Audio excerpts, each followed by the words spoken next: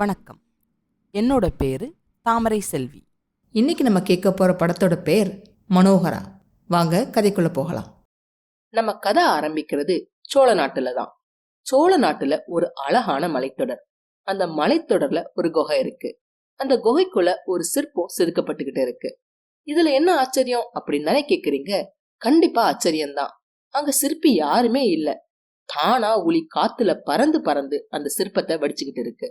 அப்ப திடீர்னு அந்த குகைக்குள்ள இருக்கிற சாமியார், வெற்றி வெற்றி, வேதனையை பொருட்படுத்தாத ஒருவனுக்கு கிடைச்ச வெகுமானம், பல வருஷங்களா பட்ட பாட்டுக்கு நல்ல அறுவடை, இனி நினைச்சதையெல்லாம் செஞ்சு முடிப்பேன்னு ரொம்ப சந்தோஷமா சொல்லிட்டு அந்த மாயமா சிற்பம் செதுக்கிக்கிட்டு இருக்கிற இடத்துக்கு போய், கேசரிவர்மா, கவலைப்படிஞ்ச உன்னோட கண்கள்ல களிப்பு பொங்கட்டும், துயர மேகங்கள் உன்னை விட்டு தூரம் ஓடட்டும், தொல்லைகள் நமக்கு இனி தூசுகள், வெற்றி இனி வெற்றின்னு திரும்ப ரொம்ப சந்தோஷத்தோட சாமியார் சொல்ல, அப்ப திடீர்னு செருப்பு தடம் மட்டும் மண்ணுல தெரிய ஒரு குரல் கேக்குது.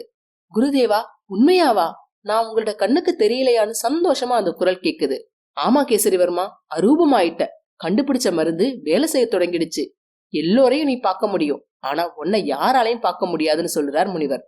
அப்ப அந்த குரல் கோவமா, அந்த பாவிய பழி வாங்கணும்னு 13 வருஷமா காத்து கிடந்தேன், எனக்கு ஒரு வழிவகுத்து கொடுத்துட்டீங்கன்னு அந்த குரல் சொல்ல, அரூபமா இருக்கிற கேசரிவர்மர் காலில போட்டிருந்த செருப்ப கலட்ட அவரோட பாதம் மண்ணுல பட்டதும் அரூபமா இருந்தவர் கண்ணுக்கு தெரியற நார்மல் நிலைக்கு வந்துடுறார். கொஞ்சம் யோசனையோட சாமியார பார்த்து கேசரிவர்மர், சாமி, அரூபமா இருக்க மண்ணுல கால் படாம மர செருப்பு அணிய வேண்டி இருக்கே, அதோட சத்தத்தால உண்மை மத்தவங்களுக்கு தெரிஞ்சிடாதான்னு கேட்க, அதுக்கு சாமியார், முயன்றா முடியாதது எதுவுமே இல்ல கேசரிவர்மான்னு சொல்றார். சாமி, அரூபம் அதிக நாள் இருக்காதான்னு கேசரிவர்மர் கேட்க, இருக்காது, ஆனா இன்னும் முயற்சி பண்ணி பார்க்கலாம்.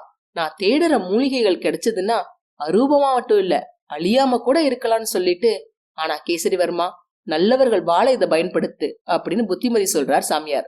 நல்லவர் வாழ பயன்படுத்துவேன், அதே சமயத்துல இந்த நாசகாரியோட நரிவேலைகளை அம்பலப்படுத்துவேன்னு சொல்லிட்டு அங்க பாதி செதுக்குன அந்த சிற்பத்தை பார்த்து கோவமா, பாவி, பழிகாரி, கணவனுக்கு விஷம் கொடுத்த பத்திரகாளி, நீ கொடுத்த விஷத்தால நான் சாகலடி, கேசரிவர்மே உயிரோட தான் இருக்கான், சாகல, உன்னோட சதிய ஊருக்கு வெளிச்சம் போட்டு காட்டுற வரைக்கும் நான் சாக மாட்டேன், வஞ்சகி, வாய்ஜாலக்காரின்னு சொல்லிட்டு பயங்கர ஆத்திரத்தோட அந்த சிற்பத்தோட கழுத்தை நெரிக்கிறார் கேசரிவர்மர். அத பார்த்து சாமியார் சிரிச்சிட்டு, செலப்பா இது அப்படின்னு சொல்ல, செலதான், இவளை நான் ஏன் செதுக்குனேன், சித்திரவதை செய்யறதுக்கு ஒத்திக பார்க்கதான்.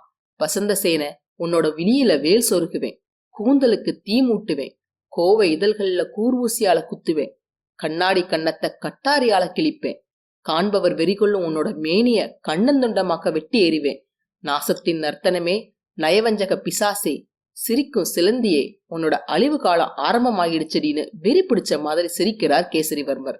இப்படி யார பழி வாங்கணும்னு கற்பனை கோட்டை கட்டிக்கிட்டு இருக்காரோ அதே வசந்த சேன சோழ நாட்டோட அரண்மனையில சிரிச்சபடி தன்னோட தோழி மாலினி கிட்ட, பைத்தியக்காரி, நான் இப்ப நினைச்சாலும் என்னால பட்டத்து ராணி ஆக முடியும் அப்படின்னு சொல்ல, அதுக்கு மாலினி, அதுதாமா எனக்கும் ஆசை, ஆனா மகாராணியும் இளவரசரும் உயிரோட இருக்கும் போதுன்னு கொஞ்சம் கவலையோட கேட்க, அதை கேட்டு அசட்டையா சிரிச்சிட்டு, மகாராணி இளவரசன் 2 உயிர் பிணங்கள், நான் சிரிச்சா போதும் சிம்மாசனமே கிடைக்கும், மயக்கிற ஒரு பார்வை பார்த்தா இந்த மண்டலமே என்னோட காலடியில, மகாராஜாவோட பிரேமை ராணிடினா, நான் நினைச்சா போதும் வசந்த சேன ராணி, என்னோட மகன் வசந்தன் இளவரசன்னு திடமா சொல்றாங்க. வசந்த சேனையோட மகன் வசந்தன் விகடன் கிட்ட, ராஜா மகன் இளவரசே, எனக்கு சந்தேகம் இல்லைன்னு சொல்ல, அதுக்கு அந்த விகடன், வசந்தா, இதுல மட்டுமா நமக்கு சந்தேகம் இல்ல, எதுலையும் எப்போதும் நமக்கு சந்தேகம் இல்லைன்னு சொல்லி 2 பேரும் பாட்டு பாடி விளையாடுறாங்க. வசந்தனுக்கு மனநிலை சரியில்லைன்னு சொல்லிட முடியாது, ஆனா கொஞ்சம் வெகுளி, எதை எப்ப பேசுறது, யார்கிட்ட பேசுறது, என்ன பேசுறதுன்னு அவனுக்கு விவரம் பத்தாது. அவனை சரிப்படுத்துறதுக்காக ஒரு வைத்தியரை நியமிச்சு அவனுக்கு ட்ரீட்மெண்ட்டும் போய்கிட்டு இருந்தது.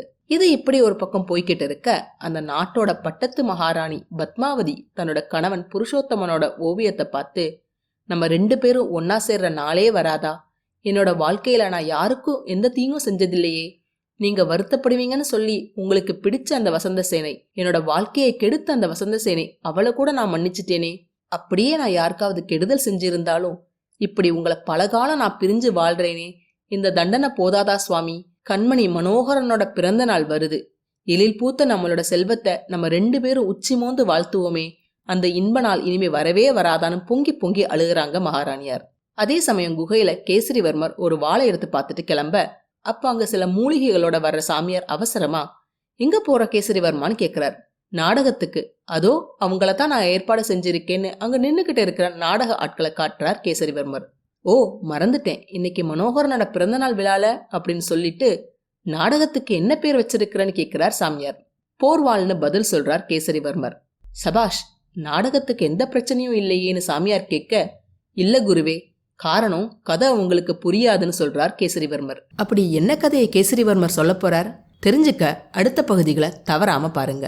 இந்த பதிவு உங்களுக்கு பிடிச்சிருந்ததுன்னா லைக் பண்ணுங்க, ஷேர் பண்ணுங்க, சப்ஸ்கிரைப் பண்ணுங்க. நான் போடுற வீடியோஸ் உடனுக்குடன் உங்களுக்கு தெரிஞ்சுக்கிறதுக்காக நோட்டிபிகேஷன் பெல்லையும் கிளிக் பண்ணுங்க.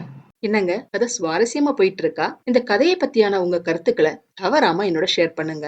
உங்க கருத்துக்களை தெரிஞ்சுக்க நான் ஆவலா காத்திருக்கேன். மீண்டும் அடுத்த பதிவில் சந்திப்போம். நன்றி, வணக்கம்.